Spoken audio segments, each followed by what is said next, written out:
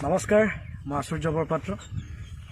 যেহেতু লকডাউন 21 দিনৰ কাৰণে হৈ আছে, চ' মই আছোঁ এতিয়া গাঁৱত একেবাৰে সৰুপথাৰ টেঙাহোলাত, গোলাঘাট জিলাৰ।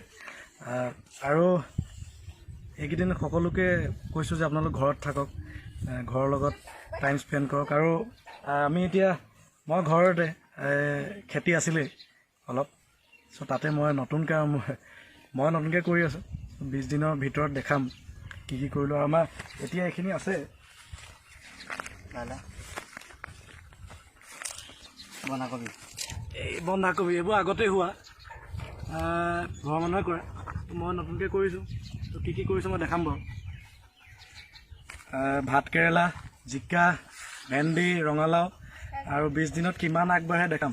চ' সকলোকে অনুৰোধ যে আপোনালোক ঘৰত থাকক, ছেফ থাকক। আৰু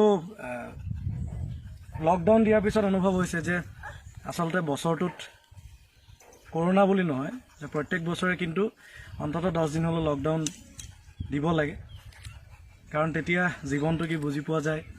আৰু এতিয়া গাঁৱত থাকি ফিল কৰিছোঁ বিভিন্ন ধৰণৰ চৰাই চিৰিকটিৰ মাত, কিবা এটা পুৰণা দিন। আগতে যেতিয়া ইমান গাড়ী মটৰ নাছিলে, প্ৰদূষণ নাই, গোটেই পৃথিৱীৰ জলবায়ু ভাল হৈছে, পলিউশ্যন কমিছে। চ' মোৰ মতে ভাল হ'ব চাগে। এইখিনি ভাত কেৰেলা দি আছে ইয়াত, আৰু কি হয় নাজানো, আৰম্ভ কৰিছোঁহে।